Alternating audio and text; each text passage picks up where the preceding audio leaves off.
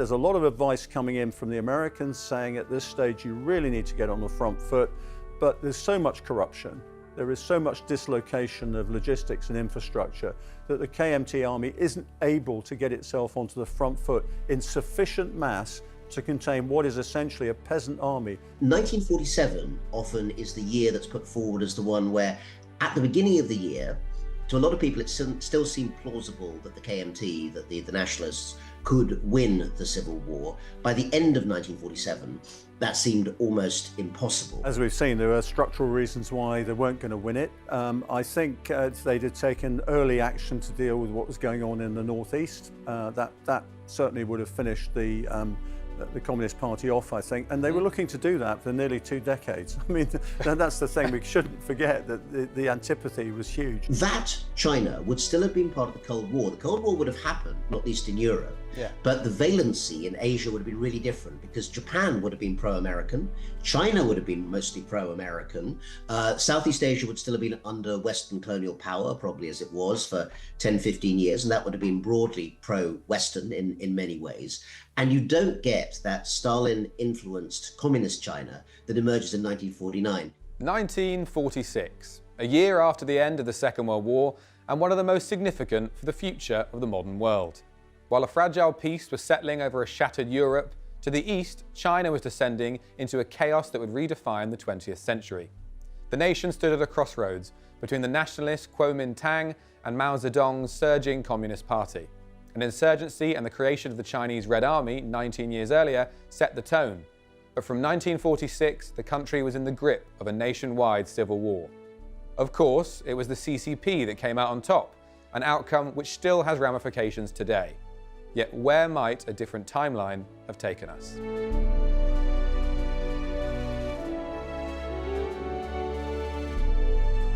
I'm Fergus Macphee, and welcome to History Undone, the show where we look at how the briefest of moments can shape our world.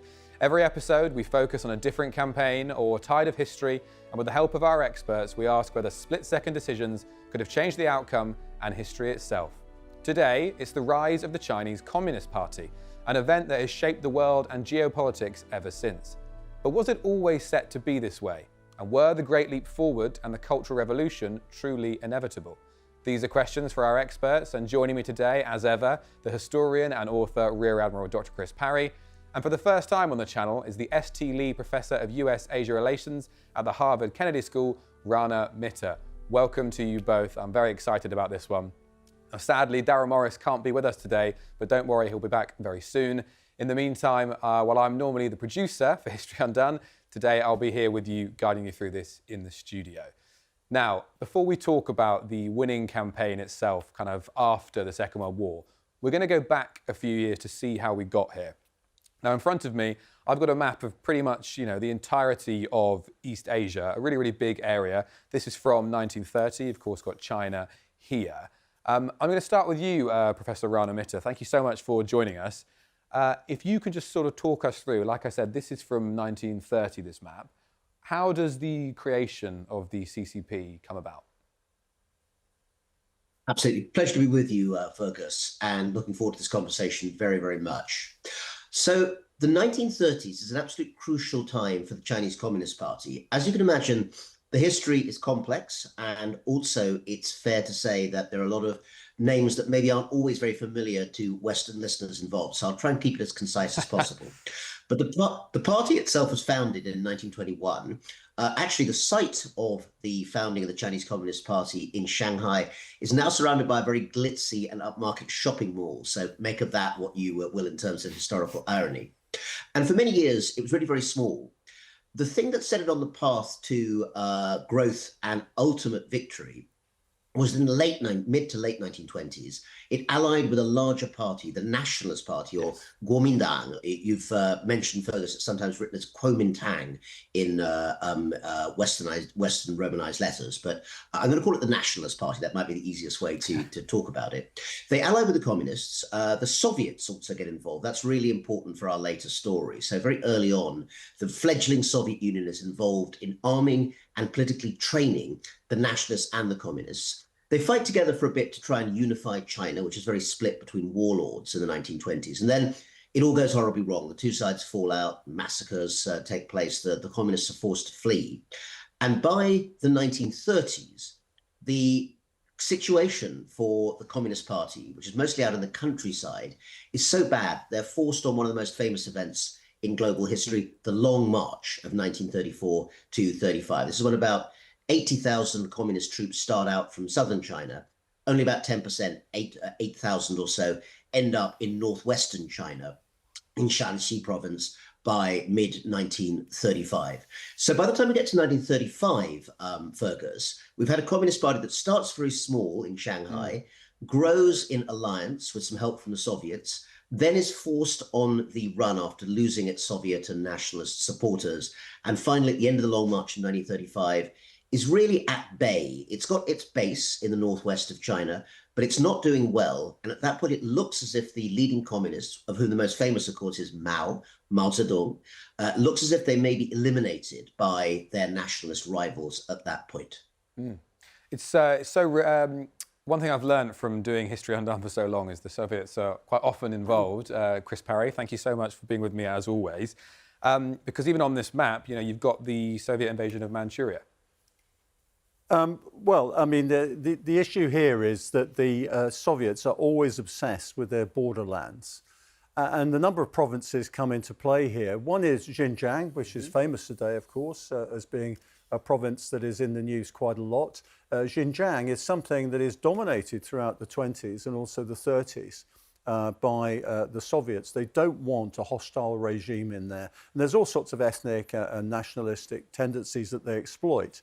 And indeed, the other issue is Western Mongolia. They keep a tight grip on this.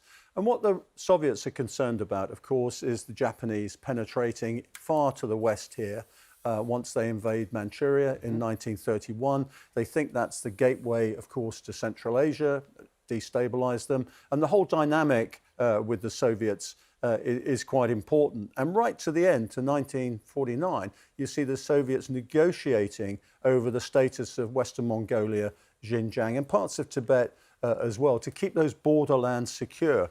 The other neurosis that the Soviets have got is that they really don't think that the Chinese Communist Party, right to the end, have got a chance of overthrowing the nationalist regime. There's another side issue in as much as that Mao, who comes to the fore after the Long March, essentially purges his party of what he calls sort of pro-Soviet elements. There's a group called the 28 Bolsheviks who've been trained in Russia, who are eliminated basically. And similarly, the Soviets are very, very wary of Trotskyite elements that are in the Communist Party. So there's a constant tension between Stalin and the Politburo in the Soviet Union and what is actually going on within the Chinese Communist Party. And what's really interesting here is right to the end, Stalin backs both horses. And it's only finally in the last year or so where he starts to sort of say, well, actually, I think the Communist Party is safer for our interests. I mean, indeed, right up until 1949, he suggests that why don't you split China between you? Communists can take the north and the KMT, the nationalists, can take the south. And Mao angrily comes back and says, you're trying to recreate the northern and southern dynasties of the 3rd and 4th centuries BC here. What are you trying to do? So the story of this is not just about what's happening internally, but what happens with external actors coming in. So you see, obviously, the Japanese coming in from 1931. The Soviets want to resist that. So there's a whole dynamic associated with that. You then get, obviously, the invasion of Manchuria by Japan itself. And then, of course, the whole dynamic throughout the Second World War, where indeed the nationalists are supported by the Americans. Yes. So another outside power is brought in. So when you get to the end of the war, you've got the Soviets worried not so much about the Japanese anymore, who are still in Manchuria, by the way, and that's absolutely critical, but also about US penetration of the nationalist element and what they're going to do. Yeah. And of course, the Americans have a nuclear bomb, of course, which actually gives them some leverage. We may get to that later on. Rana, as well, while this is all happening, I think in 1937 you have the Second Sino-Japanese War. How important is that? Yes, it's absolutely crucial, Fergus. I mean, Chris has just given us, I think, a really helpful analysis of the ups and downs, what happens with the great powers in that particular period and how that interacts with the communist and nationalist parties in China. So I mentioned that 1935, you get the end of the Long March, and the communists are really on the run by that stage. It looks as if they may be eliminated by the nationalists. And then the big thing that changes is that Japan's increasing encroachment, particularly in northern China, becomes ultimately a crisis point for the national government. Had the Japanese decided to kind of stick rather than twist, so to speak, in their plans to try and take over much of mainland China, the history of that period might have been very different. Because essentially, as Chris mentioned, in 1931, Manchuria, the northeastern provinces of China, were essentially invaded by Japan. They didn't call it that. They launched a sort of military coup that took over the region and then claimed they'd installed an independent regime there, but it wasn't really independent in any meaningful sense. It was controlled by the Japanese. And had they stuck with Manchuria, had they, to use Stalin's phrase, kind of recreated a northern and southern dynasty, it might have been that the KMT government, the nationalists, Chiang Kai-shek, would have compromised and essentially said, well, okay, we'll live with this. But Japanese troops continued to be stationed in large parts of northern China, not necessarily acting with in tandem with the national government, but with local warlords who would often cede certain rights to them. And this meant that Japanese power became more and more noticeable in that part of China. And then 1937 is a big turning point, because on the 7th of July that year, in a little village called Wanping, just outside the outskirts of, just on the outskirts of Beijing, there's a clash between locally garrisoned Japanese troops and Chinese troops. And it's, it's a bit like sort of the shooting of the Archduke in Sarajevo in 1914. It's a relatively small incident in itself, not for the Archduke, obviously, but or indeed for the soldiers clashing, but it needn't necessarily escalated. But the tensions between the Chinese and Japanese sides were so high that within days, essentially, it had turned into a war between the two nation states, not just between local troops. And as a result, the state of the communists changed very significantly, because it became clear to Chiang Kai-shek and it became clear to the communists that they would have to work together to fight the Japanese. The Japanese invasion of China was a far more immediate and real threat to the integrity of China itself than the war between the two major Chinese communist factions. The war between the two major Chinese factions, the parties, the nationalists and communists, still remained, but the war against Japan became much more important, and they formed a united front to oppose the Japanese. Now, this basically puts the communists on the path to ultimate victory, because from being a sort of raggle-taggle persecuted group that basically is holding up in northwest China, instead, they now have the opportunity to be a part of the official resistance to the Japanese, to build up the Communist Party itself out in the countryside, to undertake guerrilla warfare and to get, practice in that, and also to build up their conventional forces so that by the end of the war, by the time we get to 1945 and the end of the war against Japan, the Chinese Communist Party has gone up to about 2 million members, and their armies, the 8th Route Army and the New 4th Army, are over 1 million troops strong.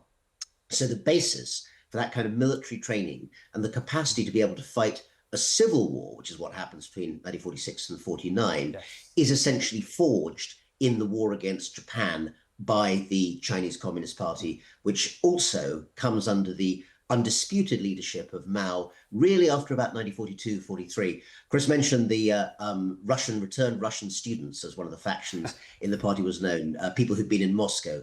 Those people are essentially sidelined by about 1942-43, and it's Mao, who's born, bred, and trained in China, particularly in the countryside, who becomes the undisputed leader of the party. Yeah. And is that, so you've just referenced there, they found this sort of common enemy against Japan. We're going to get into the second phase of the Civil War in just a second, which starts in 1946. So what is it then that really kicks that off? So what we have to bear in mind is that Rana has beautifully described, what has happened. But even towards the end of the war, they're not very well armed, the communists. So the nationalists have got armour, they've got artillery, they've got aircraft and things like that. And Mao famously says to the US ambassador at the time, a chap called Hurley, he says, look, we're just millet with rifles. That's all we've got. The scale of troops is kind of extraordinary, Huge numbers. right? You've got, as Rana says, you've got large numbers of people. You've got about 4 million if you include the local militias and things like that. But the one thing that one has to remember is there is an abiding sense of hatred from the KMT towards the communists. It hasn't died. And what's really interesting is that the KMT said, look, we'll deal with the internal issue first, then we'll deal with Japan. Whereas the communists have said, no, we're up front, we're going to deal with the Japanese. And this persists. And the communists can never really trust the KMT. There have been a series of, in 1927, there was a famous massacre of the Communist Party in Shanghai, nearly 15,000 people killed. Rana mentioned the new Fourth Army. What he didn't tell you, what happened to the old Fourth Army, is the KMT ambushed them and wiped them out. So there's an abiding distrust. Now, without the threat of Japan, that energy has nowhere to go, right? Absolutely. But what happens now is that at the end of the Second World War, the Soviets decide, on the back of what they promised at Yalta, to invade Manchuria. And they do. And Marshal Malinowski brings his troops in here. They take over the positions previously surrendered by the Japanese. They keep some Japanese in post because they can't hold the whole country down. They rape and pillage their way through it. They steal all the machinery from the factories. And in the course of 3 months, they put a footprint on top of the country.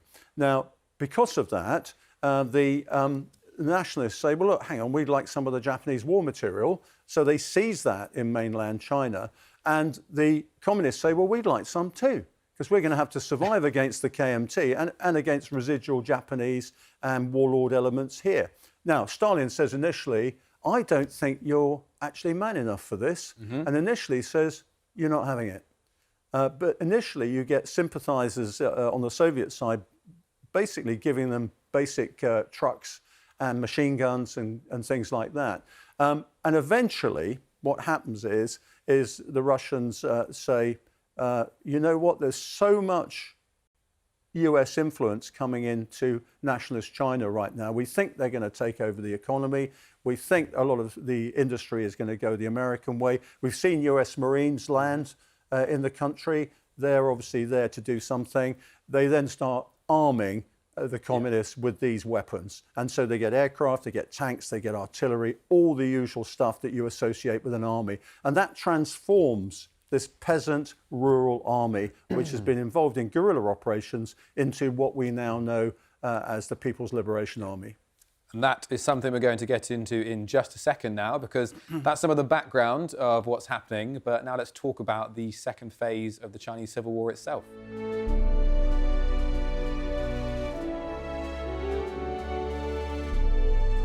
Okay, we've got a new map in front of us showing, you know, most of what is now sort of modern day China. And this shows us kind of the territory changes from the Civil War from 1945 all the way up to 1950.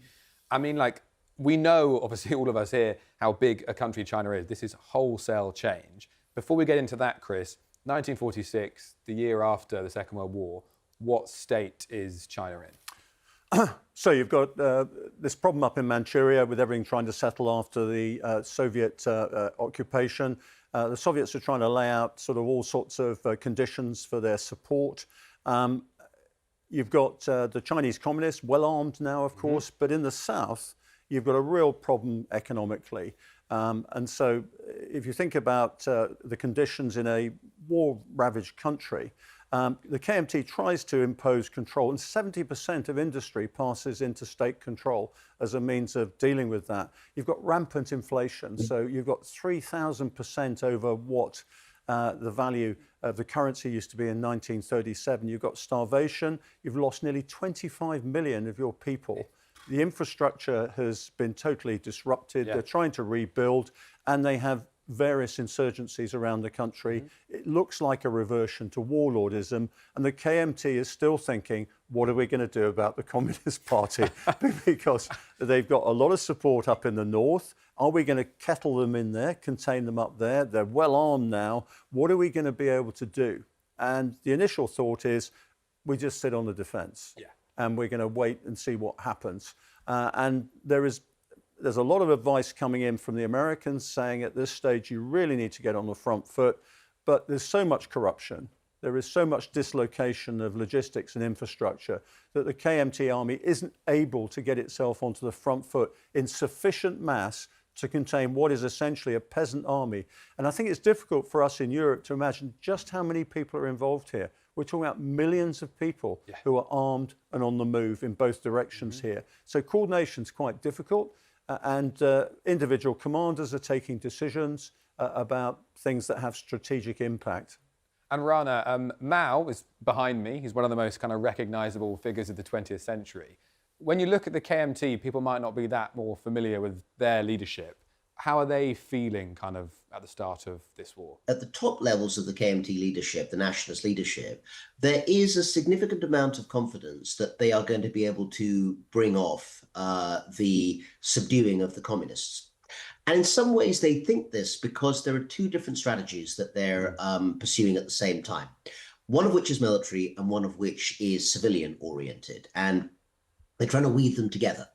So first of all, I mean, as Chris has said quite rightly, the military situation in terms of logistics, supply lines, and sheer territorial dominance is very, very fluid, turbulent, messy during this period. Bearing in mind that the war against Japan had stopped very suddenly from the point of view of the Chinese in August of 1945. They didn't know about the atomic bomb. They had some idea that Stalin was going to come in, but it was at that point projected that the war might carry on into 1946 and beyond. And so most of the planning that had been done was on the basis that mainland China would be recovered from the Japanese in stages rather than all at once. So that meant that when the Japanese surrendered so quickly, there was a scramble to get troops across the country, not just, of course, to Manchuria, which Chris has mentioned, and that was seen as an absolute, key place that both sides were racing for, but also because large parts of southern China had been occupied by the Japanese, and getting back in there was an absolute priority for the nationalists, not least because the communists had been less strong in southern China during that time. So it was seen as a stronghold. But essentially, there are nationalist leaders at that time who feel that it's possible to manage this. Senior generals such as Du Yuming, who, don't forget, like many such leaders, had experience actually outside China as well. Chinese troops also fought in Burma during 1942 and also again in 1944. So quite a lot of the troops, we mentioned the new 4th Army before, which was one of the big communist forces. There's also the new 6th Army, which is one of the best regarded KMT nationalist armies. And their experience in Burma, while obviously not exactly cognate to what they'd experienced in China, nonetheless gave them some background in operating in different terrains and different capabilities. So that combined with a civilian tactic, which was trying to arrange a coalition government, a national assembly, where sort of parliament was proposed and even went some way towards being set up in 1946.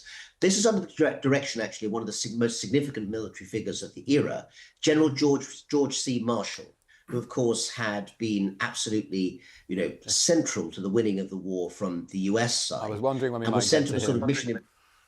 Yeah, we'll just mention him in passing. But basically, amongst other things, he was supposed to be in charge of the negotiations between the nationalists and communists. And the hope was on his part, and to some extent the nationalist part, that they might be able to negotiate a compromise that meant there'd be a civilian parliament and a civil war would not be necessary. So both of those things were in the minds of many of the nationalist politicians of the time. We could mention briefly someone like Wang Shijie, who was the foreign minister of China at the time, the nationalist foreign minister, served from 1945 to 48. And in his diaries, which I've read quite comprehensively, he talks a great deal about needing to have the military advantage, particularly in Manchuria, but also really pushing hard for a constitutional solution to the divisions within China, and hoping and planning that that might work out as an alternative to a civil war.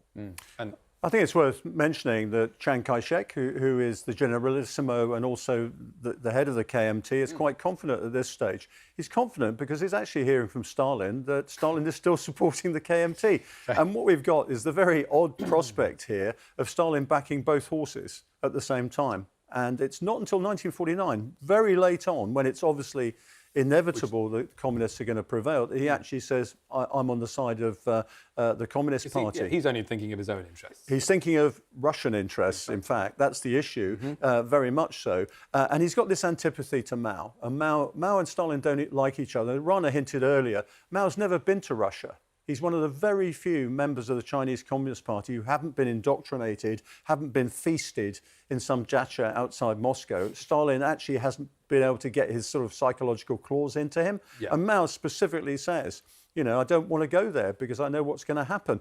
And indeed, Mao's two sons are educated in Russia, and they come back, and one of them can't actually speak the local language. He can only speak Russian. And he says, look, you've lived in Russia, or you're no use to me right now. He actually says that. You're no use to me in this struggle because you're Russians. And Mao is so distinctive in that respect. And the whole character of the campaign is shaped around Mao's idea about guerrilla insertion. And what we have to remember is that the communists have thoroughly infiltrated the KMT military and political structure as well.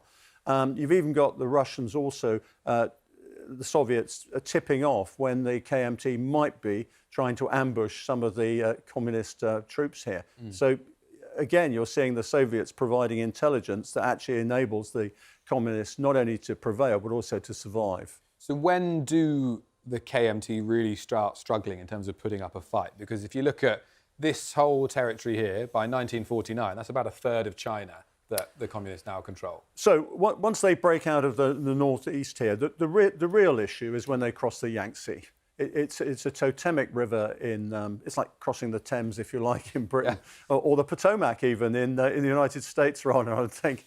You know, there's a symbolic value to that. And so once they break into these industrial and also heavily populated areas on the coast here, then that's when it's almost inevitable. But it's a rolling tide. You get this campaign up here in the northeast. You've then got this campaign here around Beijing, and of course, again, totemic value of Beijing itself. And then, of course, it's almost a mopping up operation. But you're talking about huge numbers of people here.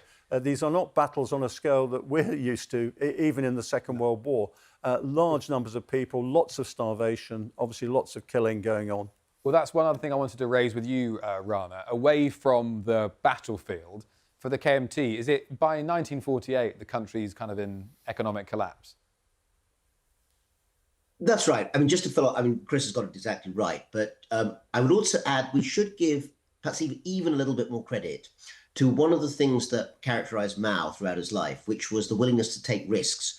And 1947 often is the year that's put forward as the one where, at the beginning of the year, to a lot of people, it still seemed plausible that the KMT, that the Nationalists, could win the civil war. By the end of 1947, that seemed almost impossible. And one of the reasons is that Mao undertakes, you know, as a military leader, a series of quite daring moves that really could have gone wrong in the middle of 1947, such as the thrust into the Dabieshan Mountains in the sort of central part of China. A lot of the other members of the military leadership, people like Lin Biao, Peng Dehuai, and so forth, all of whom have been tempered again in the war against the Japanese and really, you know, had used that as a sort of testing ground. There was lots of debate about whether or not all of these were necessarily ideas that were going to work out, because, of course, having consolidated territory in the northeast, it might have been better to stay where they were rather than thrust forward.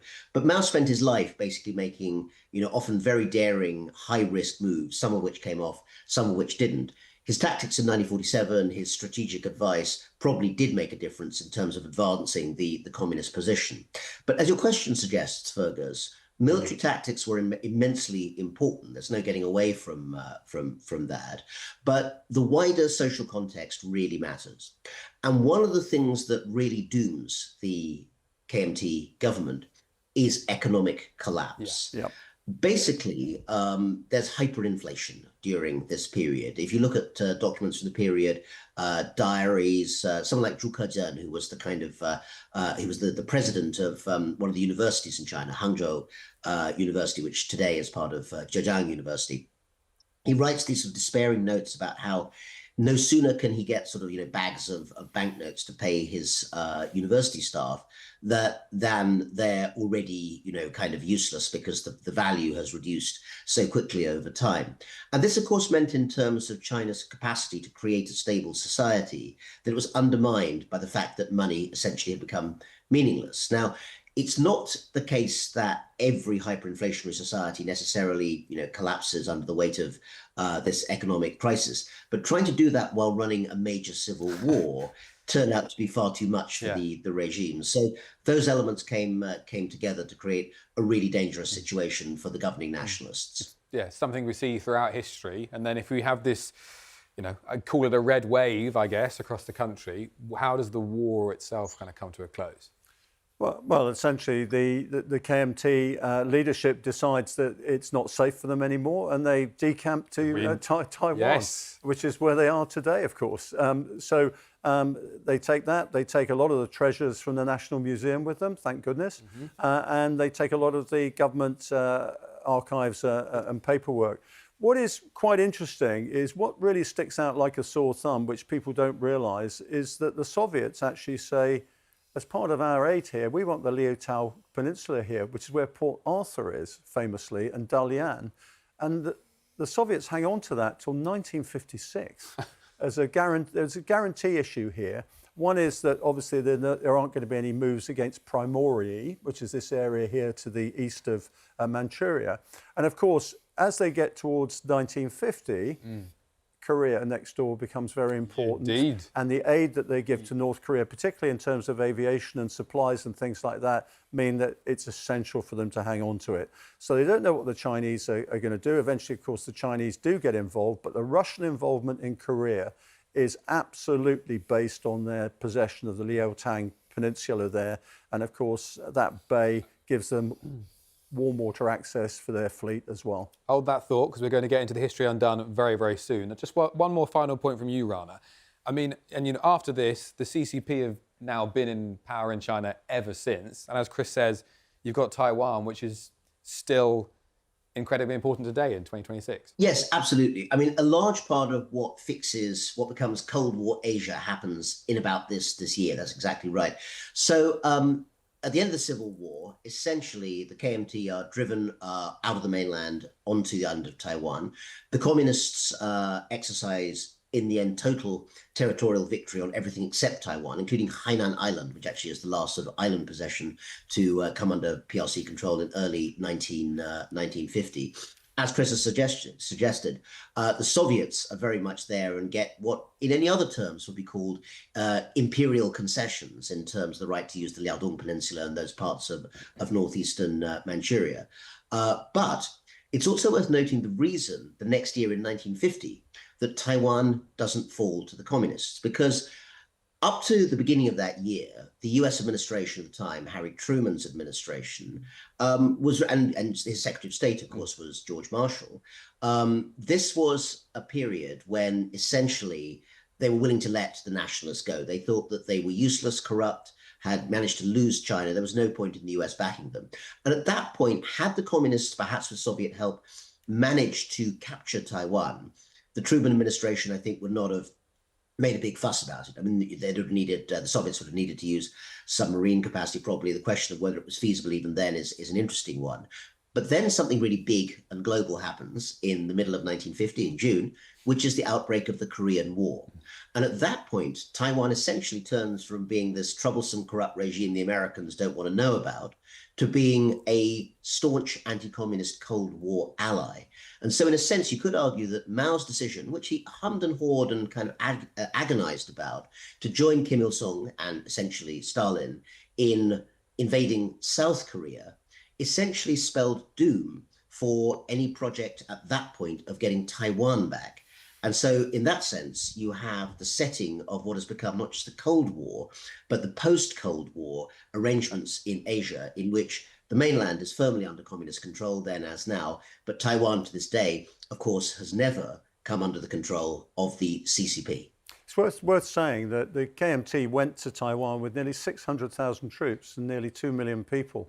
This is not just the leadership. It's quite a substantial part of the community. And as Rana said, That's right. The Americans were very keen to place a couple of carrier groups in the Strait here at the start of the Korean War to make sure that the Chinese communists didn't actually take Taiwan. The other issue with Taiwan, of course, is it's a great aircraft carrier sitting just off China, but also supporting operations in South Korea as well. I mean, there's essentially, close to 100 years of history in what we've just discussed there, which means I'm very excited on this episode to move on, because that is the real history of the Chinese Civil War and the rise of the CCP. Now let's get into what we love doing and undo it. This is History Undone.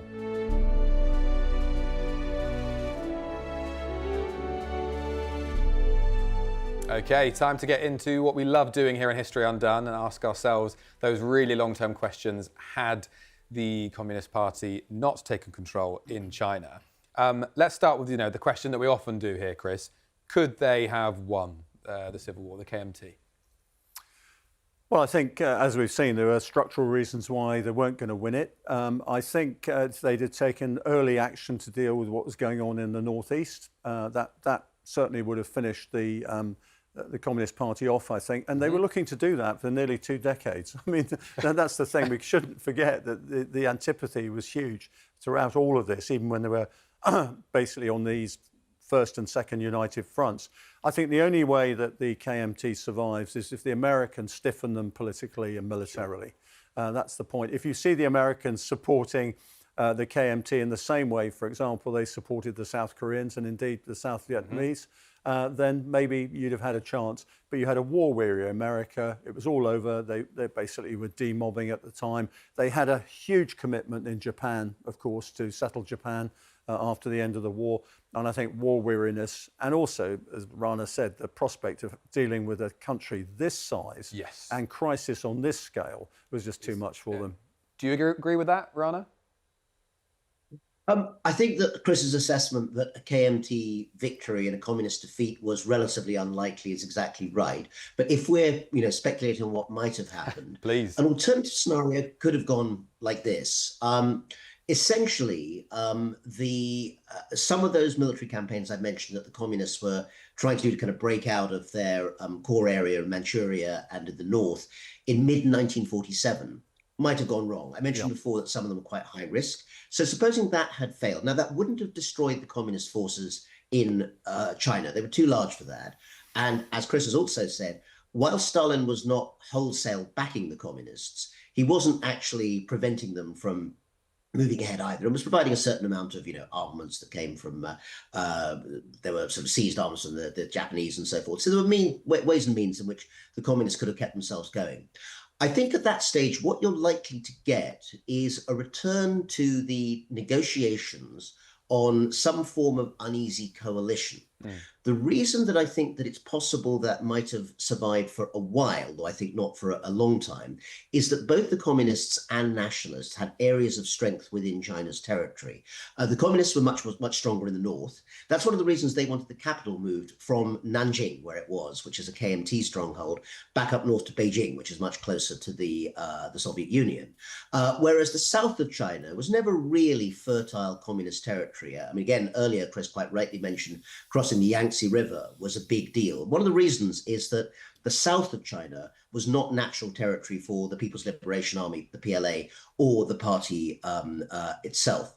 So what I think you end up with is in this scenario, is a KMT-dominated government in which the communists are essentially taking, say, provincial governments. They operate at the provincial level in northern China. They have governors maybe of those. And the reason that, unlike Eastern Europe, it must have lasted for a while is that in Eastern Europe, in Czechoslovakia and Poland, basically these communist rulers were pretty much foisted by Stalin on Eastern Europe. In China, the social basis for both parties was real, even though it was highly damaged in many ways. And the country was so war-weary. And I've read plenty of memoirs and diaries of the period. People just wanted the fighting to stop. So for a while, for a period, I think you can see that there's a KMT-dominated government, a communist party that's sort of at bay, but given some sort of minor political role, perhaps allowed to keep its armies, and it's waiting for the next stage to strike. Surely that doesn't hold. How does that work? Well, China is a very complex structure. I mean, we've got to remember China is an empire. in reality, it's not actually a country as you and I would understand it. And so it is possible that you might, again, we're getting back to Mao's complaint about the Northern and Southern dynasty here again. My sense is that you've got an interesting scenario where Stalin gets progressively disillusioned with Mao and the Communist Party. And of course, that leads to a huge split later on between the Chinese and the Soviet Communist parties. And if you can contain the Chinese Communist Party long enough, they're going to wither on the vine because they don't appeal to anybody. I agree with Rana, you give them a measure of control, but they're always going to come back in their subversive and insurrectionary way. You can never trust them. And in any case, the KMT doesn't trust them. They never have. So there's going to be this constant tension about the KMT actually dealing with the communists. And so with that, you're going to have continuing friction, I think, both within government and outside it. You're going to have all sorts of regional things. And the one thing that China really fears, apart from a recurrence of a major war, is what we call warlordism. These local power structures, they've got access to military resources. They've seen it in their history so many times that is the thing that everybody doesn't want. So we'd rather have a communist rather than the anarchy we don't know. Okay, so let's say, Rana, let's say we have all that going on in the background. How does this version of China we've created for ourselves emerge from the Second World War and into the 50s? Yes. So, I think what Chris has said there, those, caution, the KMT never trusted the CCP and vice versa. And that's at the heart of why the history which actually happened came together. But let's work with the scenario of the alternative for a moment. I think we have to turn to what the geopolitical and geoeconomic outcome would have been in 1946 if we end up, let's say we go with my scenario, and I admit it's speculative in all sorts of ways, of a fragile, uneasy coalition government of sorts where both sides have a certain amount of armed force behind them, but it doesn't dissolve into that kind of warlordism that Chris was talking about. Okay, economics, I think, is the big game changer here, potentially, if you're going to try and get a stabilized China. First of all, don't forget that one of the biggest institutions in China at this point, actually beginning from 1943 and ramping up big time in 1945, is the new United Nations. An institution which actually also operated in Europe called UNRWA, the United Nations Relief and Rehabilitation Administration, puts $500 million US into reconstructing China. They rebuild the dikes that had been on the Yellow River that had been blasted by the Nationalists to prevent the Japanese advancing back in 1938 and restore large parts of farmland. They put money into agricultural development, into trying to create a kind of land reform that's not the sort of very, very radical sort of land reform that the communists undertake involving, killing of farmers, but rather a more kind of gradualist thing that's designed to modernize agriculture. There's also a new trade agreement that was going to be signed with the United States. And Chiang Kai-shek had speculated as early as the aftermath of Pearl Harbor that maybe when the war was over, he would do deals with the United States to try and get naval bases, American naval bases, installed on, say, a 30-year lease. This is to push back against what Chris mentioned, which is the Soviet lease on Liaodong up in the Northeast, the idea the Americans could take an alternative. That China would still have been part of the Cold War. The Cold War would have happened, not least in Europe, but the valency in Asia would have been really different because Japan would have been pro-American, China would have been mostly pro-American, Southeast Asia would still have been under Western colonial power, probably as it was for 10, 15 years, and that would have been broadly pro-Western in many ways. And you don't get that Stalin-influenced communist China that emerges in 1949. In some ways, that was a huge bonus for Stalin because, of course, as Chris said earlier, he wasn't expecting the communists to win until probably way into 1948. So that much more US-oriented China, I think, is the answer to how it emerges in the Cold War and tries to sort of solidify itself in an alternative version of the 1950s. Well, as geopolitical kind of moments go, that's up there, one of the biggest. Does that hold, that alternative? It's entirely plausible, and the evidence suggests that as well. I'd like to give you another scenario. I think you could get a northern and southern dynasty here, and in the same way that Korea is north and south, just think how North Korea emerged from the end of the Second World War. You could end up with a split here between North and South China. And as Rana very correctly says, the cultural and political differences between the North and South are very great. And what if we were now looking at two countries here now? And that was certainly the way the Asian landscape started to develop. And you've got Stalin saying, well, what's our interest here? Are we going to have an American-dominated economy and political society here? We're going to have a Chinese communist society here that basically is hostile to us anyway, because it's ideologically opposed to us. They don't like us being in Liaotang. And you've got a situation where you've got a communist centrally controlled state here, and you've got a developing authoritarian, I suspect, because you've got to look at Taiwan to see how Chiang Kai-shek would probably have imposed his authority on mainland China. And I think there's a very plausible case, just like Rana's, for saying you've got two countries here now that develop separately and in parallel lines. Rana? Yeah, no, I think that's absolutely right. I mean, you can see the possibility of a split. I mean, in a sense, you know, Germany, Korea, and China, you could argue, are the three states in the Cold War that emerged with two halves. I would say that one of the things that would have emerged still in terms of this alternative north-south division in China. I mean, again, we have to, you know, work with the idea that Manchuria and the area around there would have been essentially a kind of communist-oriented People's Democratic Republic of China type state with Mao and others in charge, and that the South would essentially have become a nationalist-oriented state, a bit like South Vietnam or South Korea, authoritarian but anti-communist. I'd be interested to know what would have happened in terms of the Soviet Union on the Western side. I mean, again, much earlier on, Chris mentioned Xinjiang, and the desire for Soviet influence on that side of China, particularly if there was going to be a pro-American regime in the body of the mainland of China, might have led to much more of a Soviet build-up on that border. I think that's right, Rana. And in fact, throughout 1946 to 49, Stalin is saying, I don't want a single American soldier. I don't want a single American business in China. And that drives him towards supporting the communists in 1949. So I think you're absolutely right. My view is I think Xinjiang would have been occupied by the Soviets. They've done it before. They had their own client state there throughout the 20s and 30s. I think you would have seen probably Western Mongolia as well absorbed.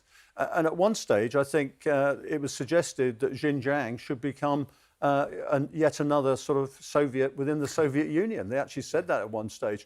And in fact, even within China, they were saying at one stage, you know, maybe we could become part of the Soviet Union.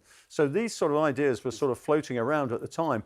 But I think that if you look at if you like, the geometry of these other countries, you can see geographically and ideologically where you could have got a split here. But again, the Americans did not commit. That's the key point. They had other things to do. Korea came along and so forth, and I don't think it was possible. In this timeline, with more American influence, what does happen over here, Korea and Vietnam? I think the American influence is a really, really important point. I mean, first of all, if you have, you know, a China, at least one large part of China that's controlled by the nationalists, then that provides a much, much bigger Asian mainland base for wars in Vietnam and Korea. Whether it changes the outcome, I think, is still moot on the grounds that we know that the nationalist movement in Vietnam was still immensely powerful, very well trained, and would have fought very, very hard. But there's a different alternative scenario that I'd like to throw in at this point, which is supposing at the end of the Korean War in 1953, or at least with the armistice, the United States, by then the Eisenhower administration, with John Foster Dulles as Secretary of State, had chosen to recognize the People's Republic of China. Because, of course, one of the things that really influences the actual history is that the United States doesn't recognize China, actually, technically, in 1979 under Jimmy Carter. And some of the horrors of Mao's rule, the Great Leap Forward, and the Cultural Revolution in particular, are a product of the fact that China is isolated, not from the world, but certainly from much of the world other than the socialist bloc during that period. It's never the case that I think the US would have been friends, you know, kind of close friends with China at that time. But they did have diplomatic relations with the Soviets, which helped to bring about détente and other developments. The fact that the Americans and Chinese weren't even talking to each other from the 50s through to the 70s, I think does make a difference in terms of the fierceness and the radicalism of Mao's regime as it felt itself to be isolated. So an alternative scenario is supposing China does go communist in 1949, it fights the Korean War, but then there is a deal with the Americans in 1953. Perhaps that opens up a less kind of bloody and gory history domestically in China after the 1950s and 1960s. Well, the interesting thing there, I think, Rana, is if you do have the split that we've sort of postulated, does China get involved in Korea? Does it commit? Does North Korea actually take on South Korea, knowing that it's only this part of China that's likely to support it? I think it probably does, actually, because I would say that if this northern Chinese state appears, it's going to be expansionist. I don't see the imperial sort of impulse of the Chinese actually settling just in that area. And if they can't make headway against the south, they're going to make headway in the broader Southeast Asia region, I think. I agree with you, Chris, but for a different reason. I mean, certainly the desire, I mean, Mao saw himself in some senses as someone who carried on that Chinese tradition of regional dominance, almost emperor-like, but also the ideological side. We know from great books like Chen Jian's, China's Road to the Korean War, that Mao in real life joined the Korean War in large parts because actually he felt that he was being challenged almost as in his manliness by Stalin to be a true socialist and actually join in with this particular campaign. And Kim Il-sung also, challenged him in that sense. I think that Mao couldn't have allowed Kim Il-sung to look like a more radical communist than he was. And so even that scenario where you only have a kind of northern China, a kind of People's Democratic Republic of China in Manchuria, I think he would have still sent the so-called volunteer troops into Korea. And we get some version of the Korean War, although not quite the version that we had. I just want to end with a question. It feels almost kind of crass to ask, but the China that we see today, global power, global manufacturing giant, if you don't have the Great Leap Forward and the Cultural Revolution, do we see that? Well, I think you've got to look at South Korea. You've got a similar sort of political and military culture. Look at Taiwan today. So what I think you foresee if you have a KMT run China is the same sort of trajectory. It's more it's authoritarian. That's the point. I think it's very controlled in that respect politically. But I think the same energies that you've seen, the Americans have been very keen right from the start of the 20th century to open China up to commerce and also industry and things like that. And as Rana said, if Chiang Kai-shek had achieved that trade agreement with the Americans, this would have taken off in the same way I think we've seen in the other tiger economies in the East here. And the Americans would have absolutely stimulated that happening. And we've got to bear in mind it was the prospect of that trade agreement with the KMT that really drove Stalin to support the communists, because they wanted that trade agreement with all the industry, the rare earths that we call today, and all the other resources of China, in addition to obviously having ideological buddies next door. But I've never really thought they were ideological buddies, to tell you the truth. They're almost competitors in that respect. Final thought from you, Rana? Yeah, I think that in that scenario, if you have a US-oriented, more kind of world trade-oriented China in the 1940s and 50s, that also, of course, would have been more than the sum of its parts, because Japan, as indeed happened, would have also been in that scenario. You'd have had, kind of more production bases in the mainland that were then processed in Japan. Japan might still have become a developed economy much faster than China because it's smaller, richer, and started from a better industrial base in the first place, even though much it was, bombed away by the Americans. But all the same, you're talking about a much more integrated East Asian economic space. Essentially, today, we have China as a dominant economic and technological power in East Asia.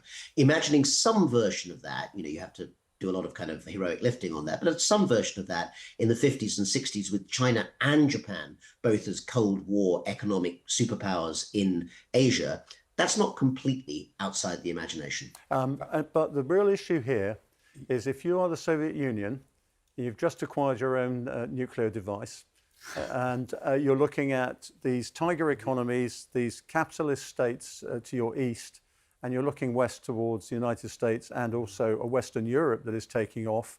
How are you going to react to that? I suspect it's going to be very prickly indeed. Yes. What a thought to end on.